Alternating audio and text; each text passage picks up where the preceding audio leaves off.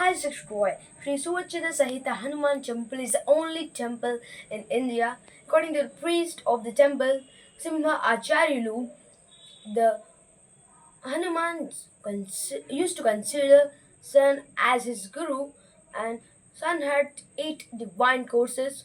Hanuman wanted to pursue all the 8 courses. Sun taught 5 courses, and there was a condition to pursue the remaining 3 courses.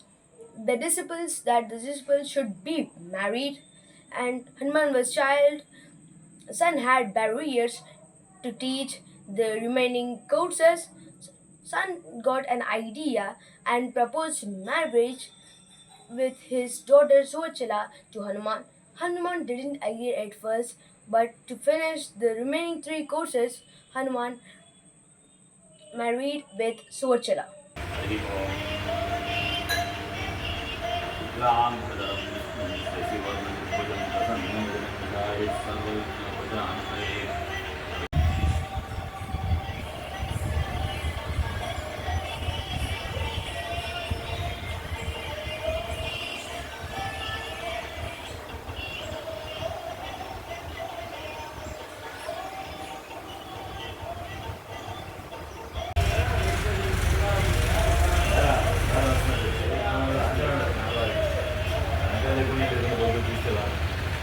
भ्यां या देवी सुरमङ्गलः तयोः संस्मरणः पुंसां सरतो जङ्गलम् अभिष्टः तदामहामितो दुःखजलदेः अपारादुत्तीर्णः कपरिचेर्यं कर्णयोः नमो नमो वाञ्छणसाधुकमये नमो नमो वाञ्छणसहितमये नमो नमो देवदेव।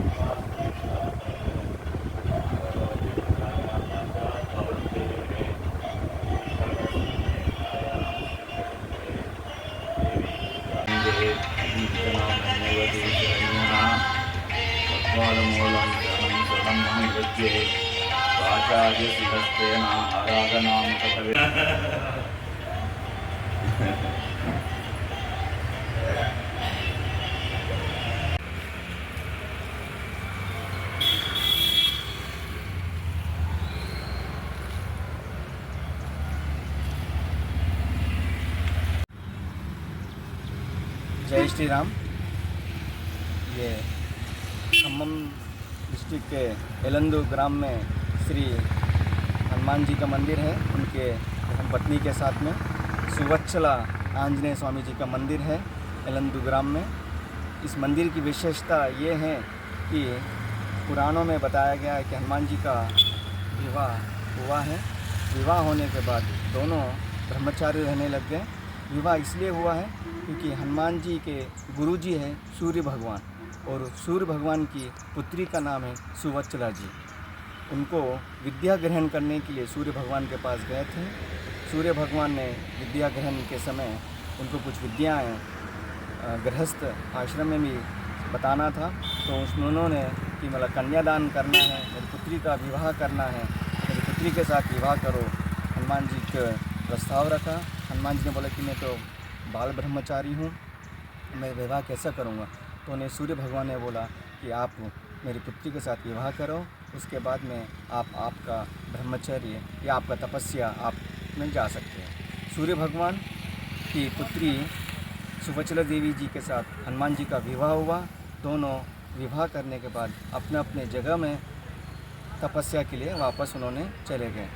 ये मंदिर की विशेषता है कि कई लोग का जो मान्यता जो है उनकी पूर्ण होती है यहाँ पे।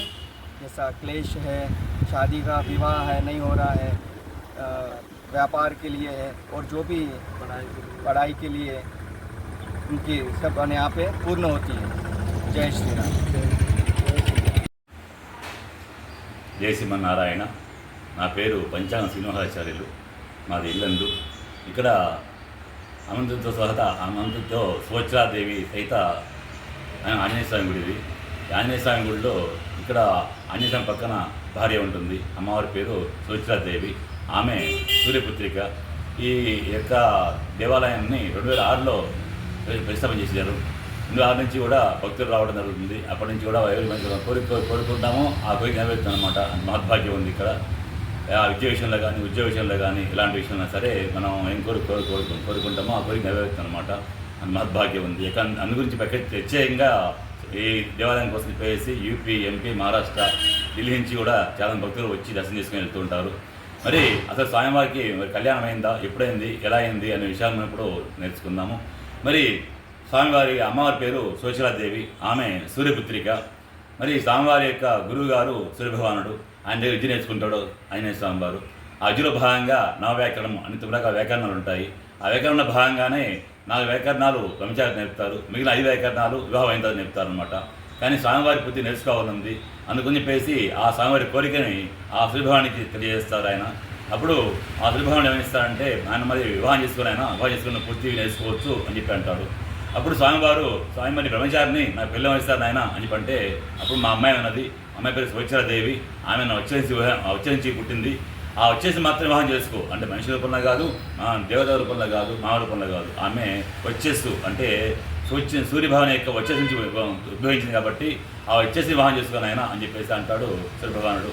ఆ విధంగానే ఆ ముక్కోటి దేవతా సంవత్సరంలో స్వామివారి కళ్యాణం జరుగుతుంది. కళ్యాణం అయిన తర్వాత స్వామివారు 9 రకాల నవవ్యాకరణ విద్య నేర్చుకుంటాడు. నవవ్యాకరణ పండితుడు అవుతాడు స్వామివారు. అంతేకాకుండా స్వామివారికి నవ అవతారము అంటే అవతారంలో 9 అవతారంలో 9 అవతారం కూడా స్వామివారికి లభిస్తుందన్నమాట. దాన్ని సువచ్ర ఆంజనేయ స్వామి అవతారం అంటాము. దీనిలో భాగంగానే మరి వివాహం అయిన తర్వాత, కళ్యాణం అయిన తర్వాత స్వామివారు తపస్సుకి వెళ్ళిపోతారు, అమ్మవారు తపస్సుకి వెళ్ళిపోతారు. ఇది మరి ఈ విధంగా ఆ స్వామివారి యొక్క కళ్యాణం జరిగిందన్నమాట. కళ్యాణం అయిన తర్వాత కూడా స్వామివారు బ్రహ్మచారి వెళ్ళిపోతారు. దాన్ని గృహస్థ బ్రహ్మచారి అంటారు, గృహస్థ బ్రహ్మచారి అని అంటారు అనమాట.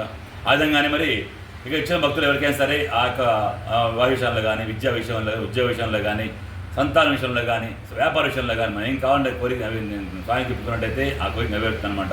అంత మహద్భాగ్యం ఉంది ఈ దేవస్థానంలో. 2006 నుంచి కూడా ఇక చాలామంది భక్తులు వచ్చేసి దర్శనం చేసుకొని మళ్ళీ పునర్దర్శనం చేసుకొని వచ్చి స్వామివారి కోరికను మొక్కులు తీసుకుంటారు అనమాట. అంత మహద్భాగ్యం ఉంది స్వామివారి యొక్క సన్నిధిలో. జై శ్రీమన్నారాయణ.